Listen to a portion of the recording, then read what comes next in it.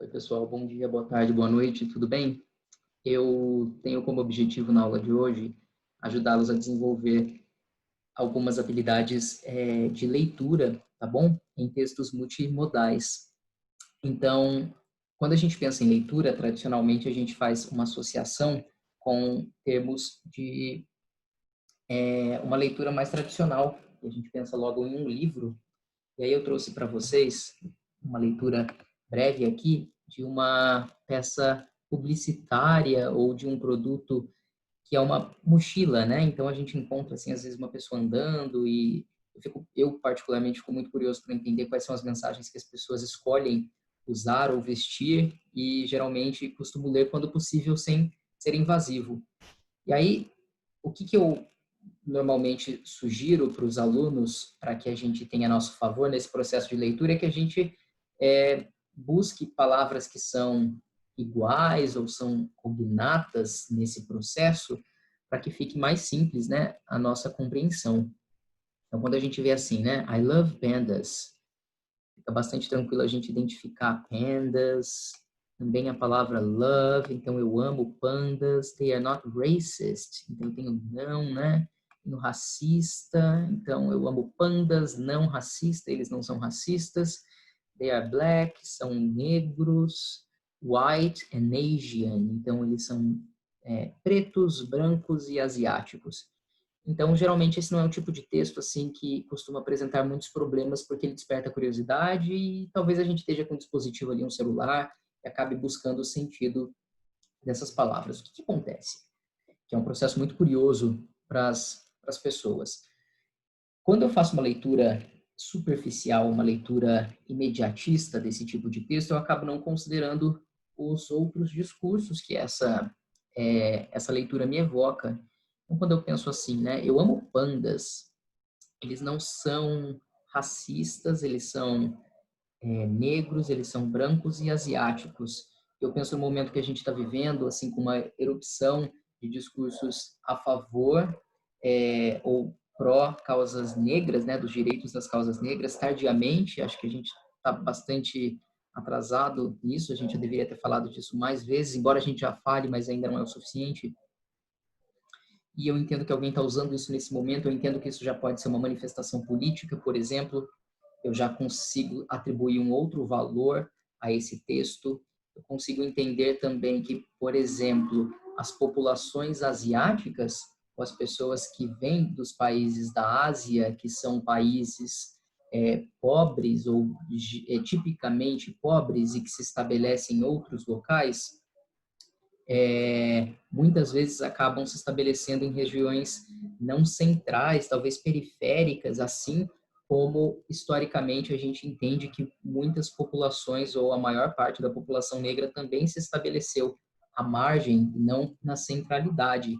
Então a gente já consegue estabelecer um discurso de proximidade entre a imigração, perdão, das populações asiáticas, uma relação com a imagem de um panda e também a relação com os discursos racistas. Então, a pessoa que escolhe usar isso, que abre com a seguinte frase, I love pandas, me parece que é uma pessoa que tem bastante simpatia por discursos não racistas, assim como eu, assim como espero que vocês também. Então, eu acho que tem um discurso político muito forte, muito evidente nessa propaganda política.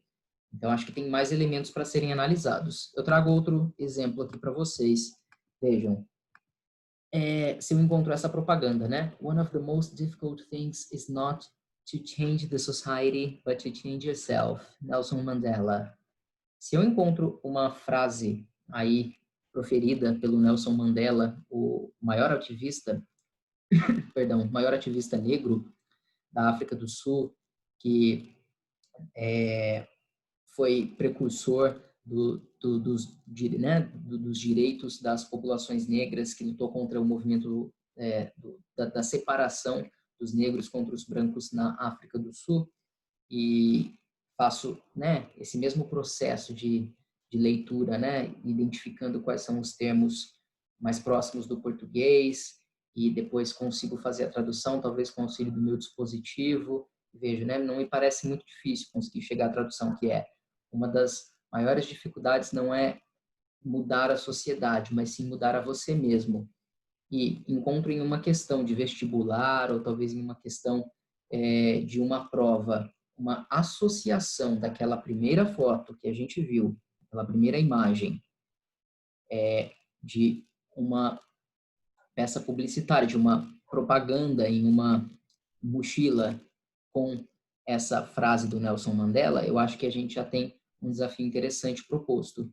O desafio aqui é a gente conseguir estabelecer uma relação de proximidade entre esses discursos. Por que isso é relevante?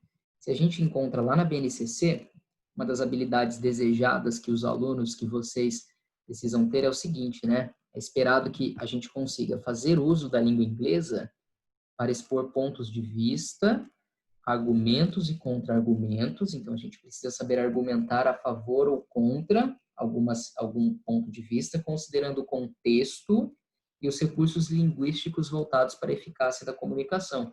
Então, se eu entendo que a gente vive em um momento em que falar sobre vidas negras é relevante, não que seja só nesse momento importante, é sempre importante falarmos sobre isso, mas que nesse momento estamos falando mais e que talvez esse seja um tema escolhido no Enem, não sei se será, ou em alguma outra prova de vestibular. Talvez a gente estabelecer essa relação entre esses dois textos seja uma habilidade muito importante e desejada para a gente, pessoal.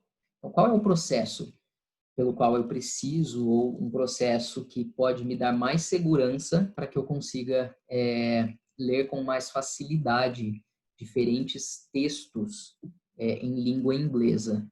Claro, né, que a gente identificar palavras que são iguais ao português, ou que são cognatas muito parecidas, ou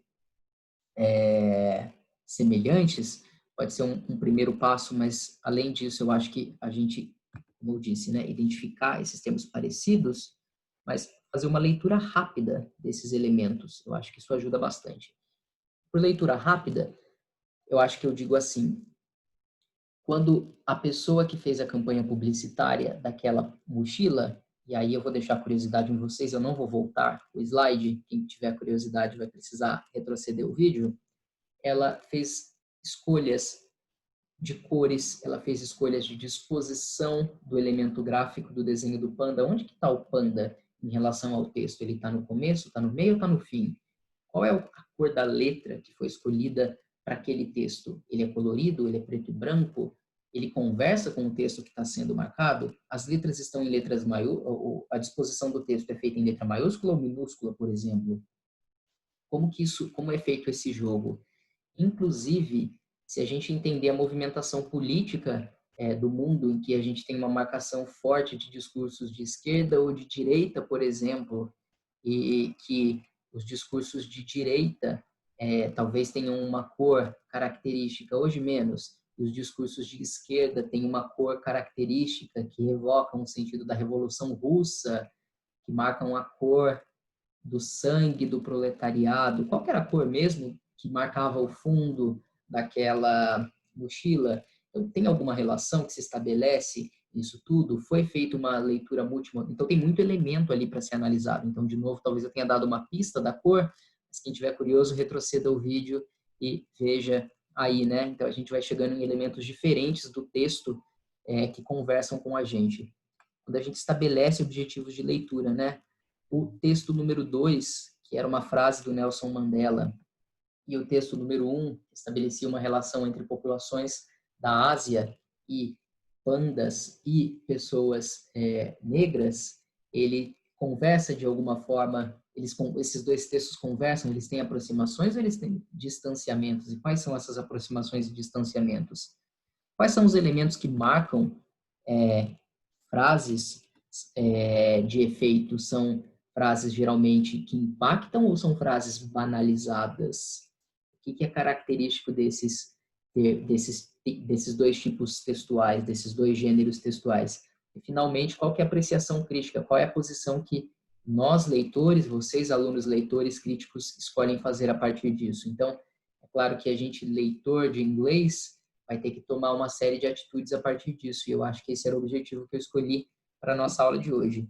Eu acho que eu escolhi falar bastante português nesse momento para trazer uma conscientização e depois, em outro momento, a gente fazer juntos uma leitura crítica, quem sabe, de outros textos, tá bom? Então, muito obrigado pela aula e espero encontrá-los em próximos vídeos, tá bom, pessoal? Até a próxima. Bye, bye.